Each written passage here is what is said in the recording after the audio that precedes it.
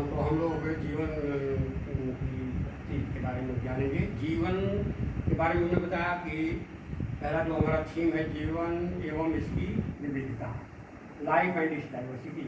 उसमें पहली चीज हम लोग जाने कि जीवन के मौलिक गुण या मूल विशेषताएं क्या क्या है। इसके बाद हम जानेंगे तो जीवन धरती पर आया तो कैसे आया, कब आया, कहाँ आया, कैसे आया। तो यहाँ हम जानेंगे जीवन की उत्पत्ति के बारे में, ओरिजिन ऑफ लाइफ।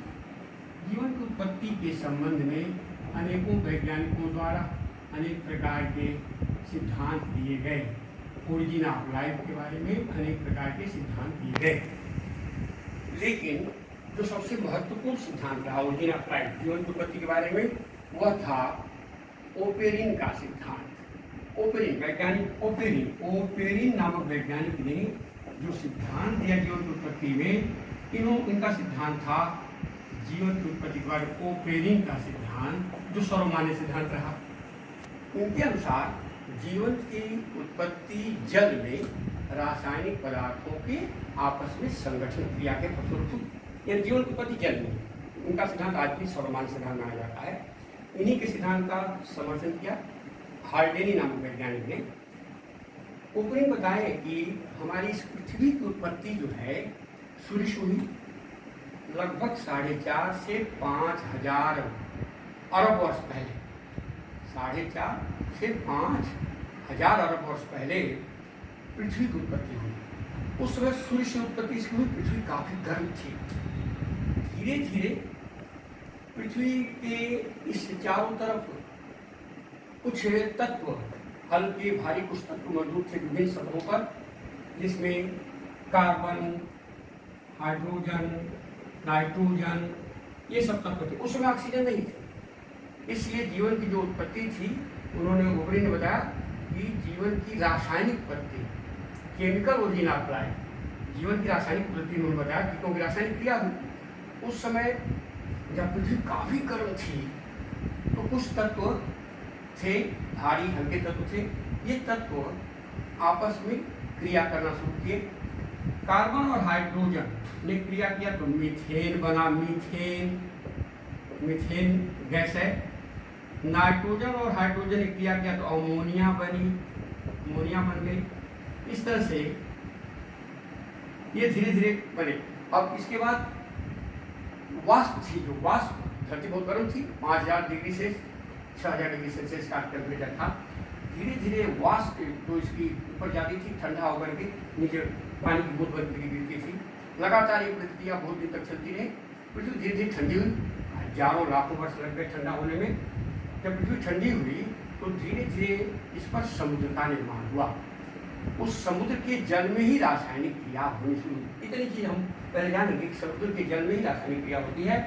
तो विभिन्न प्रकार के, अब किस तरह से हुई, तो इस पर हेडिंग हम देंगे कि जीवन की रासायनिक उत्पत्ति। जीवन की रासायनिक उत्पत्ति, अब यहाँ से हम समझने की कोशिश करेंगे। रासायनिक उत्पत्ति, जीवन की रासायनिक उत्पत्ति, कैसे जीवन उत्पन्न हुआ, अब इसको जानेंगे। इसको कहते हैं chemical origin of life. Chemical origin of life, जिसको हम कीमोजेनी भी कहते हैं। केमिकल ओरिजिन ऑफ लाइफ को हम संक्षेप में कह सकते हैं कीमोजेनी। सबसे पहले 2-3 हेडिंग्स के रूप में हम जानने की कोशिश करेंगे।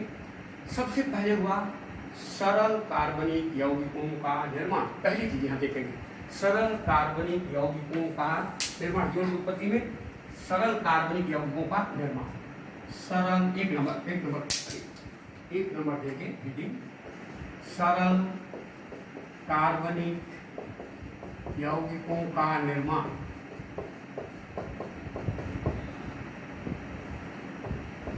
सरल कार्बनिक यौगिकों का निर्माण। उस समय जब समुद्र बना तो उसका जल अत्यंत गर्म था, इसलिए हाल्डेनी नामक वैज्ञानिक ने उसको तरल गर्म सूप, हॉट डाइल्यूट सूप नाम दिया। हॉट डाइल्यूट सूप, तरल गर्म सूप था। उस जल में ही विभिन्न प्रकार के जो पदार्थ हैं उनकी आपस में एक रासायनिक क्रिया होती है।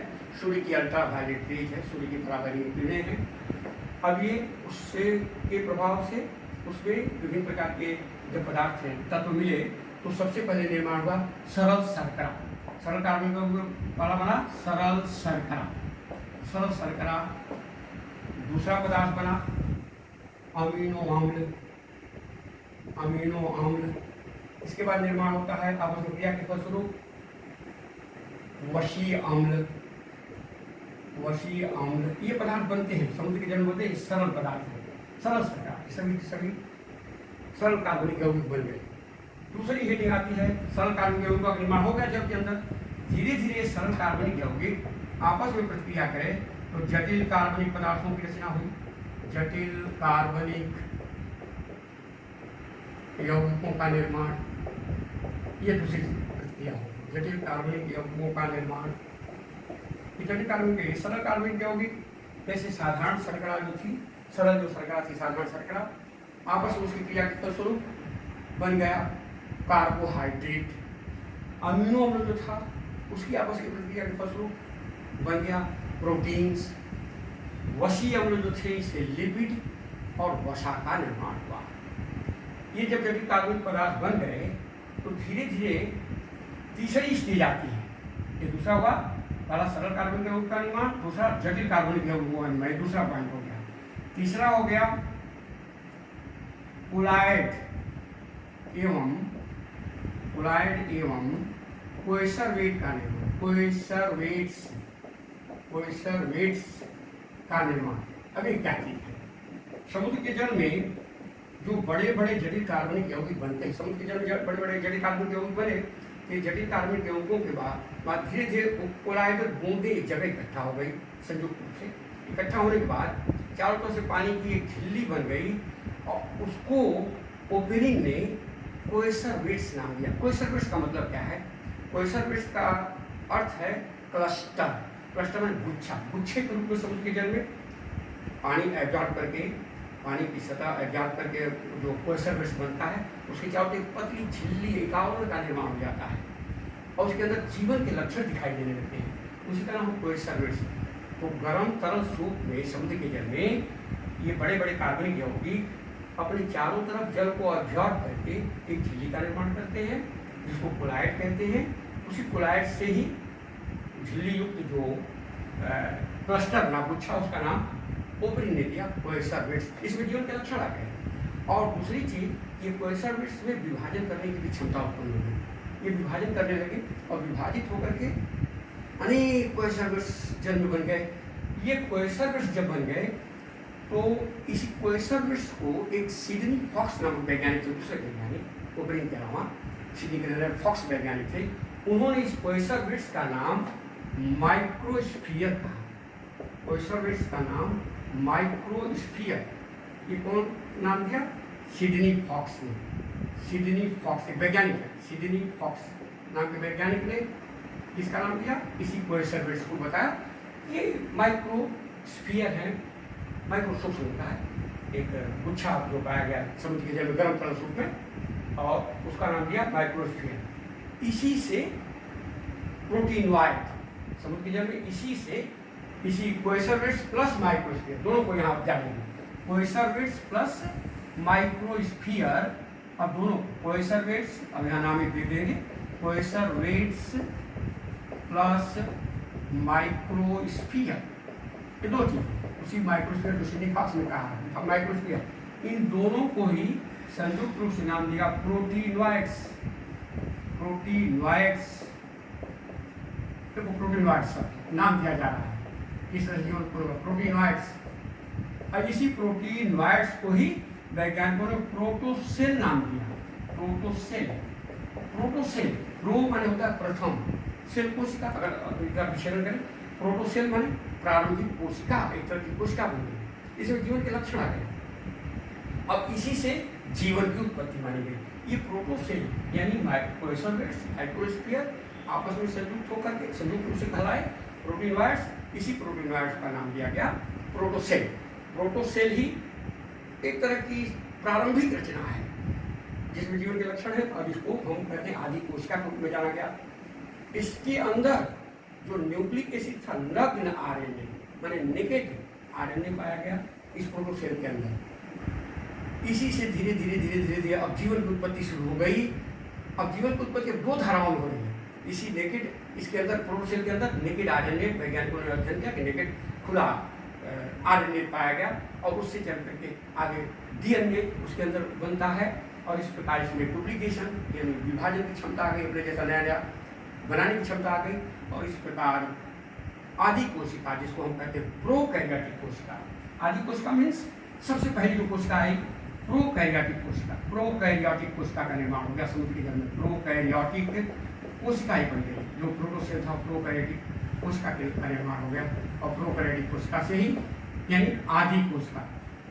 अच्छा, प्रोकैरियोटिक कोशिका जैसा कि हम देखते हैं, जैसे साइनोबैक्टीरिया, एक साइनोबैक्टीरिया ये भी प्रोकैरियोटिक है। साइनोबैक्टीरिया जो है प्रोकैरियोटिक, लेकिन इस साइनोबैक्टीरिया के अंदर क्लोरोफिल की तरफ से एक हरा पदार्थ है।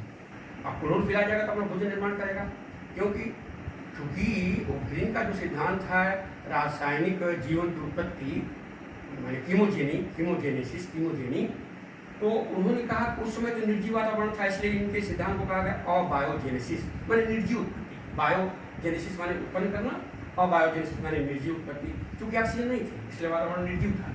तो साइनोबैक्टीरिया जो था प्रोकैरियोटिक तो है, लेकिन इसके अंदर क्लोरोफिल जैसा पदार्थ है और इससे धीरे धीरे प्रकाश संश्लेषण की क्रिया इसके अंदर होने लगी, क्लोरोफिल उत्पन्न और ऑक्सीजन वातावरण में आने लगी।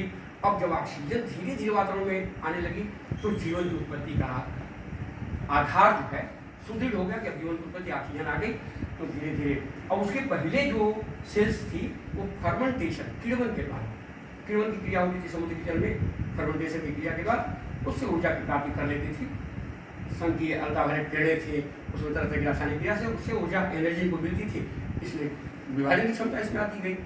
लेकिन साइनोबैक्टीरिया जब सूक्ष्म प्रोकैरियोटिक बने तो उसमें जीवन के ऑक्सीजन उत्पन्न करने की क्षमता आ गई और इस तरह से एक कोशिकीय पौधों की रचना हुई। धीरे धीरे ऑक्सीजन वातावरण में आने लगी और इसी प्रोकैरियोटिक से आगे चल करके यूकैरियोटिक कोशिकाएं बनी। यूकैरियोटिक कोशिकाएं बनी, यूकैरियोटिक माने विकसित कोशिका, यूकैरियोटिक कोशिका बनी। प्रोकैरियोटिक से यूकैरियोटिक कोशिका बनी यानी विकसित कोशिकाएं बनी, जिससे बहुकोशिकीय सजीव की रचना होने लगी। जीवन के अब समुद्र के जल के बाद धीरे धीरे धीरे धीरे एक कोशिकीय सजीवों से बहुकोशिकीय सजीवों का निर्माण हुआ। बहुकोशिकीय जीव धरती पर आ जाएंगे, कुछ जल के बाद उभयचर हुए, धीरे धीरे धरती पर जीवों की उत्पत्ति। इस प्रकार दो भागों में जीवन की उत्पत्ति हो रही है।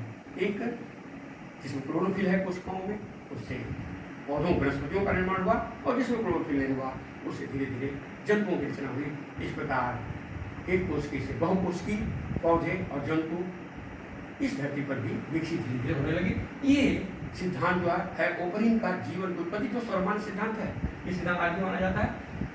अब इस जीवन उत्पन्न संक्षेप में आप जान गए जीवन की उत्पत्ति इस प्रकार समुद्र के जल में विभिन्न रासायनिक पदार्थों के आपस में क्रिया के फलस्वरूप सरल कार्बनिक यौगिक बने, सरल कार्बनिक यौगिक से जटिल कार्बनिक यौगिक बने, जटिल कार्बनिक यौगिक से कोसर्वेट्स कोलाइड्स बने, कोसर्वेट्स से आदि कोशिका बनी, आदि कोशिका से प्रोकैरियोटिक जीव जो केंद्र क्रिया जिसमें न्यूक्लियस नहीं था। और धीरे धीरे अब यहाँ ये तो चीज हो गई कि जीवन उत्पन्न हुआ, लेकिन जीवन उत्पन्न होने के बाद इसमें विविधता जो आई, वेरिएशन आया।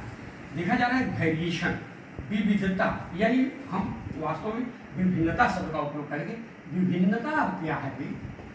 विभिन्न से विभिन्नता, वेरिएशन क्या है? वेरिएशन या वेरिएशन की बात हो रही है। विभिन्नता माने